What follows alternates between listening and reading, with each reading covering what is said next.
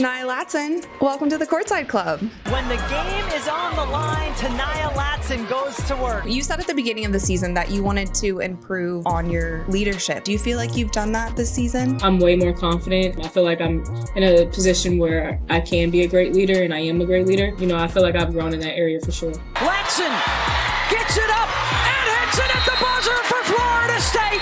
Walk me through that play. How are you feeling in that moment? I get it on the sideline in that area, and I saw two fly out at me, and I knew they were going to jump, so I just, drove by them and just scored the layup. That's what I do best. Ta'Niya Latson in the right place at the right time. Count the bucket. Have you thought about your WNBA dreams? I have the opportunity of being a first-round pick next year, and that's something that, that's always been a dream of mine, so I'm just very blessed.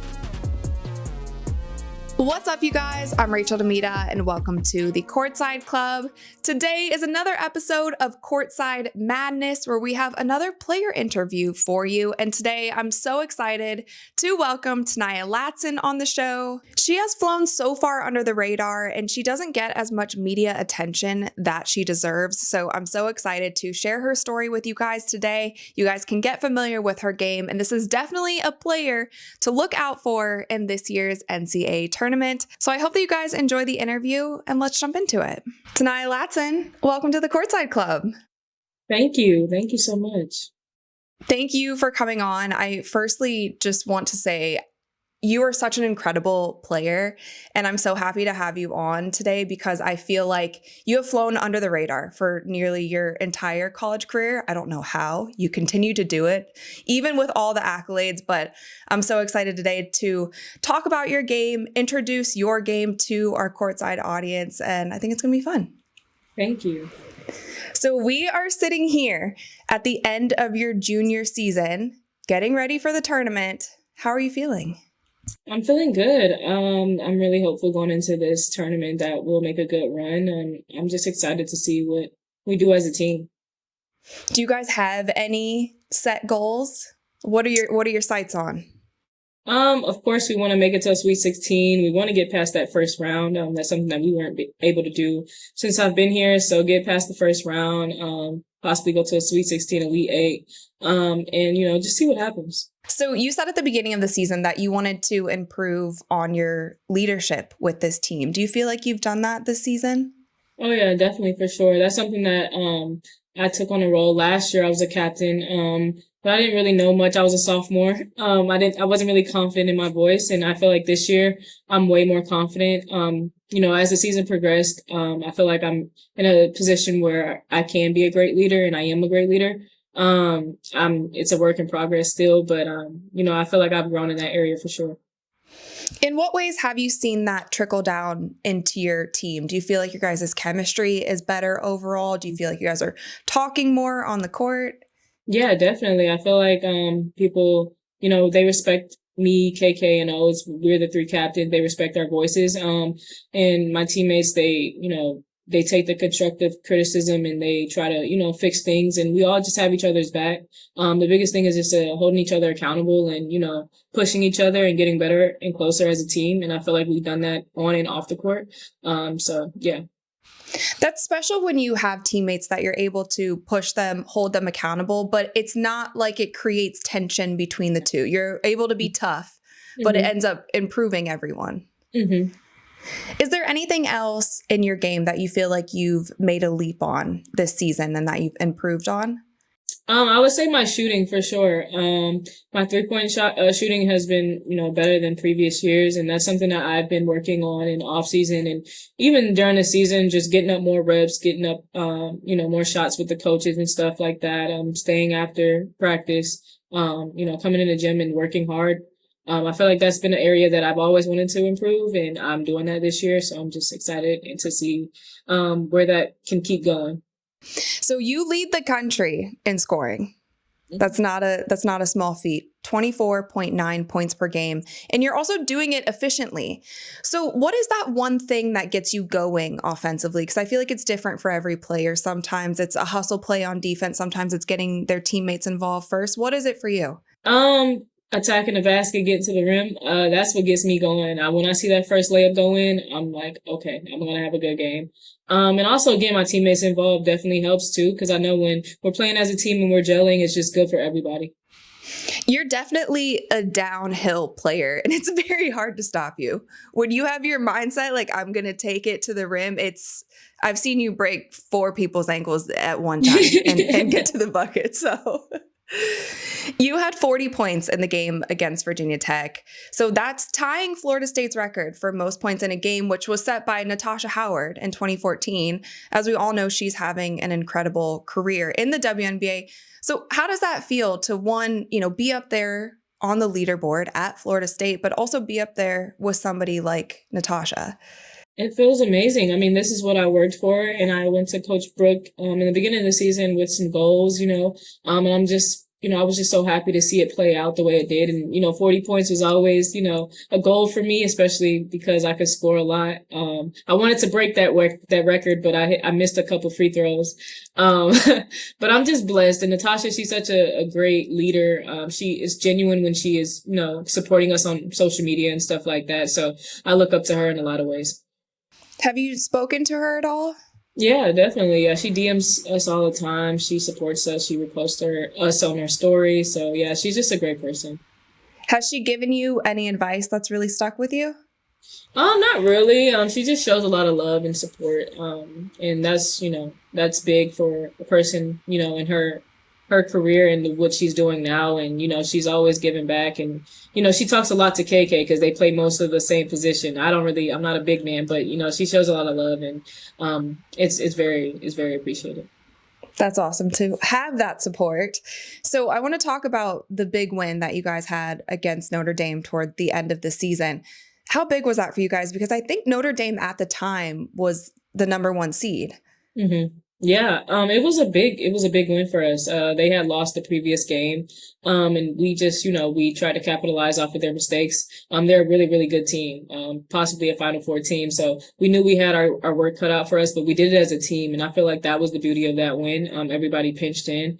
And, I turned up a little bit in the fourth quarter. So, that helped. But yeah, it was a great win for the program for sure. When you go up against a team like that has so many threats, how do you guys prepare for a team like that? I mean, we got to be aggressive. That was the main thing going into the game. Just making everything hard for them. Nothing easy. And I feel like we really bought into that, and we stuck together as a team. We huddled every dead ball. And even through mistakes, we still pushed through. And we knew they're a momentum team, so we had to stop their runs as fast as possible. And capitalize off of those mistakes, like I said. And I feel like that won us the game. I feel like you guys are kind of a momentum team as well. You like to play fast. Mm-hmm. Yeah, so definitely. Who instilled that in this team, or is that just the Florida State culture of basketball? Coach Bill, he's the offensive coach, so he does a lot of our offense. And when I first got here, it was his first year too. So he came in with that spirit, and he wanted to be one of the fastest teams in the country. And that's what we usually that's something that he instills in us in practice and, in games, and, playing with pace is important for the way that he wants us to play. And I mean, it works perfectly with the way I want to play too. So, I'm just blessed to be in that position with a coach that, allows me to be me and allows my teammates to be themselves too. So I want to talk about another big game, and I want to talk about specifically your game winner against UNC. So you had 25 points that game, final seconds to go. You get the ball, you get 2 players up in the air, you get past them, and then you get another 2 players up in the air. I said, wait a second, she just beat the entire team to score this bucket. So walk me through that play. How are you feeling in that moment? Break it down for me. Before that play, Renaya Kelly had tied the game up, and I was like, dang, we almost had it. The game was over after that if she would have missed it. So, we got Coach Brooke called a timeout to advance the ball, and Coach Bill, it was a play that we ran a lot in practice at end of game situations and stuff like that. So I knew the first thing I needed to do was just get open. And usually I get it on the sideline in that area, and I saw 2 fly out at me, and I knew they were going to jump. So I just, drove by them and just, I guess, scored the layup. That's what I do best. So I just got to the basket. You didn't just score the layup. There were two more jumping also that you had to get by. You split them somehow. When you watch it in slow-mo, it's kind of crazy. Like that was an insane game winner. So Thank you. That's also at UNC, which their crowd is crazy. Have there been any other games that stood out to you where when maybe you guys were on the road, maybe you're at home, that were really memorable for you? Tennessee was a really memorable game. They had a lot of fans. Even though we lost that game, I felt like that was a turning point for us. We were down by 20 at half, and we came all the way back and lost by 2. That was, like we knew that we were capable of competing with other elite, teams, and we are able to hold our own, basically. And I feel like that gave us momentum going into the season after that game. No matter how much we're down by, we can always fight back. And we try to limit that, not being down in the first half. We try to get off to a good start, but I feel like that really helped us as a team, and we've grown since then. I know that that's something that you've talked about in previous interviews, even before the season started, is maybe the reason that your team and yourself has flown under the radar, you said, is because we haven't necessarily been able to beat great teams consistently. Do you feel like you guys are getting closer in doing that with big wins like you're talking about here? Oh, yeah, definitely. I feel like other great teams are just as scared to play us. We have a lot of weapons. I mean, we have a trio that's averaging the most points in the country, and a lot of teams can't stop that. And like I said, I think we believe in each other and how close we are in the chemistry that we have. We know what we're capable of. We just have to go do the work, and it starts with rebounding, defending, all the little things that's going to make us a great team. And you know what March Madness stands for. Anything can happen. So I feel like if you guys are ready, take it one game at a time. Who knows how far you can get. Definitely. I feel like that's our mindset going into the tournament for sure. Love that. So you have won so many awards throughout your career and broken so many records. I feel like I'd probably be here for an hour if I just went down the list. But one that I want to talk about specifically is the Naismith Player of the Year award, because you are up for that. So firstly, congratulations on being nominated for that. And you're also surrounded by so many other great players. So I want to go down the list here. We have Georgia Amore, we have Lauren Betts, Madison Booker, Paige Beckers, Hannah Hidalgo, Olivia Miles, Anissa Morrow, Haley Van Lith, and Juju Watkins. So firstly, what names stand out to you on this list? And if you could be co-winners with any of these players, who would you choose? Juju Watkins, she's having a great year this year. She turned up against UCLA. I've been knowing Juju since she was in like 7th grade. We played with each other a lot. We played against each other a lot. We run the same Under Armour circuit. So like that's my girl. Like she shows love, I show love. And she's been hooping. And I feel like she flew under the radar. She wasn't having the best start to the beginning of the season, but she's showed up big time. I think she's second leading after me in the country in scoring. So yeah, she's had some really big games, especially against UCLA. You have the duo right there, top 2 leading scorers. Do you feel like that's someone you could maybe join up with, maybe at the next level?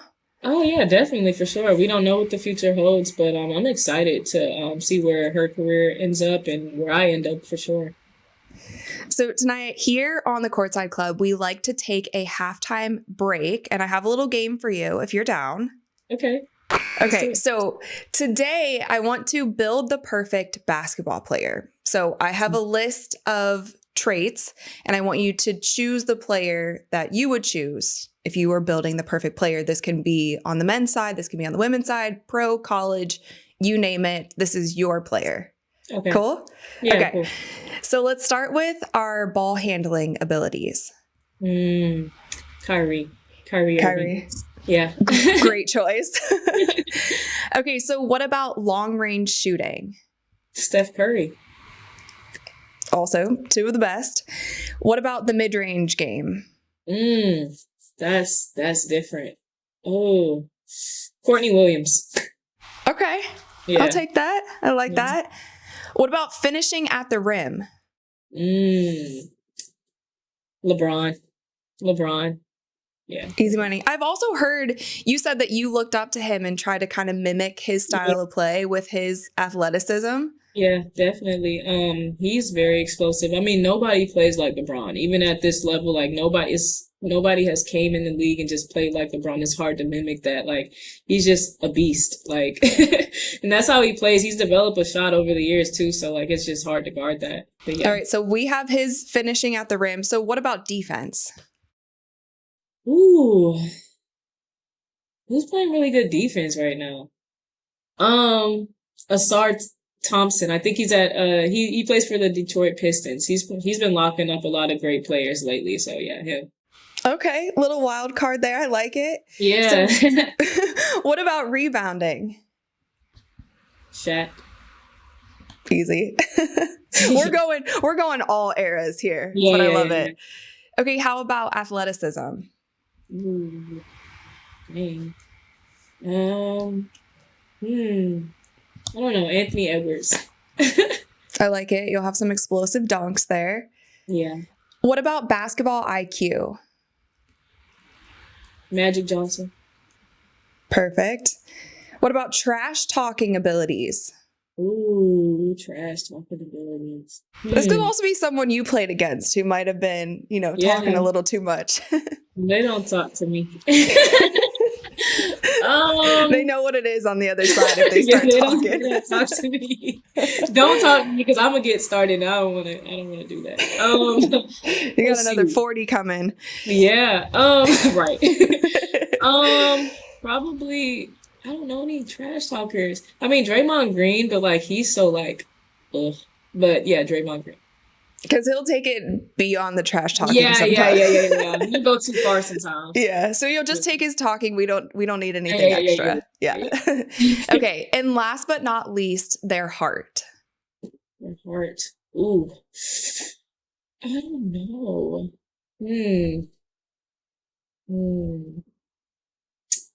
I guess MJ, Michael Jordan. I mean, he was one of the best to ever do it, and he had a lot of heart. So I guess him. I feel like that's the perfect choice for that. I love it. I feel like that's a pretty outstanding all around basketball player. No, seriously. Cool. All right, it's time for the second half. Okay, so let's take it back to the recruitment process. When you were looking at different schools, what was it about Florida State that really stood out to you and you were like, this is my home? Florida State was the first school I've ever visited. The girls here, they treated me like I was a little sister, and, Coach Brooke and Coach Sue, they played a really big part in my recruitment. They were always consistent. They always gave me good energy, and, I felt like I could be myself, and it wasn't far from home either. I'm from Miami, so, it's not far from home. And I just love the atmosphere and the culture at Florida State. I feel like it's one of the best in college basketball and college sports in general. Just the culture here is amazing. So those were the deciding factors for me. Do you go to some of the basketball and football games too? Oh yeah, I try to make it to a lot of other sports just to get outside of my own sport. I go to the softball games, the soccer games, the baseball games. I go to almost every sport. Yeah, I go to. It's got to be fun when you're at a big athletic school, just being able to take in all the other sports too.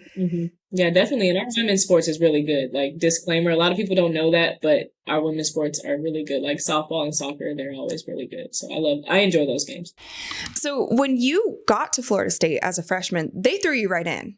You were like, what was that transition like? You were starting as a freshman, and he's like, you know what? Figure it out. We need you on the court. Yeah, the crazy part is I don't even think I was going to start going into the season. The beginning of summer, I was kind of like, that was the first time I played point guard. I'm usually a shooting guard. I play off the ball a lot, so I'm not used to playing point guard, and they wanted me to do that here. And it was a bit of an adjustment because I didn't know whether to just pass the entire time or score. And I think they were like, just be yourself. And so that was something that I had to eventually, learn. And they were allowing me to do that. And I feel like that's what built my momentum going into the season, is that the freedom that they gave me to be myself and facilitate still and, be the player that I am. I don't think people really understand what it's like going from being a two guard for most of your career and then having to go to the point, because they also tried to do that to me in college. I hated every bit Yeah, of it. yeah, Like, yeah, good on you because you've obviously figured it out and figured yeah. out a way to make your team better. Right. But oh my God, was that probably when you first got there? If it was anything like me, you're staying after doing ball handling drills, doing all Mm-hmm. of this other stuff. Mm-hmm. Mm-hmm. Definitely trying to learn plays, going home stressed out. I mean, I was so stressed out. I went to Coach Brooke and I'm like, I don't know, like what to do. And she was just like, you know what, just take it day by day. You know what I mean? Like stack days, get 1% better each day. And eventually it'll come. But I knew they recruited me as a scorer and as a defender. And I knew like that's what I needed to do. And you know, I needed to be great in that while also facilitating. It was so hard. It was so hard. But, I'm so glad that they gave me the freedom, like I said, to just be myself. And everything played the way it did. So yeah. And being young too, as the floor general, being one of the youngest on your team when you first come in, that's a whole nother. So kudos to you. You've clearly figured it out. It's worked out great for you. But yeah, I feel you. That's a tough transition. What was your welcome to college moment? Did you have one? Yeah, definitely. Against Louisville, we haven't beaten them since I've been here. But they had that team with Haley Van Lith, Marissa Russell or something like that. She was a really good defender. And they had a pretty good team. I think they almost went to like Elite Eight or something like that. I don't know. I don't remember, but they were really, really good, my freshman year. And, yeah, I only had like 11 points that game. They were super physical with me. And I was like, oh yeah, this is college basketball. Like when I hit them, I was like, okay, yeah, I need to beat them the next year. We didn't beat them, but, I played better. And that was something that I really wanted to do. Love that. Okay, so growing up, I know that you moved around quite a bit with your family being in the military, and you did spend a lot of time in Hawaii. Correct me if I'm wrong. Mm-hmm. Okay, so can you tell me, maybe I'm just naive to this, but can you tell me a little bit about the basketball culture in Hawaii? Because when I think of Hawaii, I don't think of basketball as being like the sport. You think of surfing or skateboarding or hiking or, Hawaii things.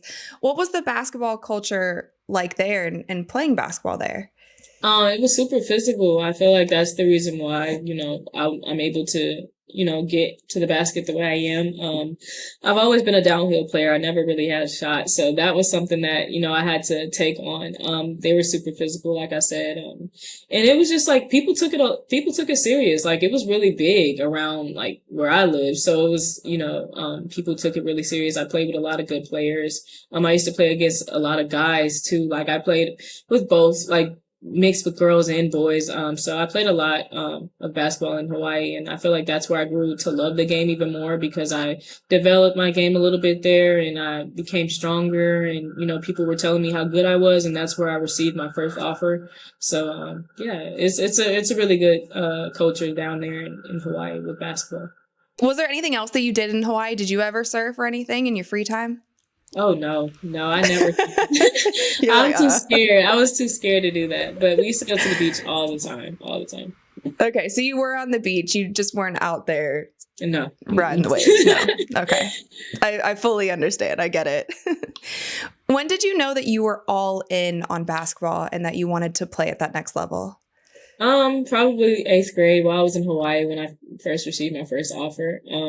That was like a defining moment. Like, okay, well, I'm really good at this, and coaches are starting to realize that, and this is something that I should give my full attention to, and to just get better and keep getting better.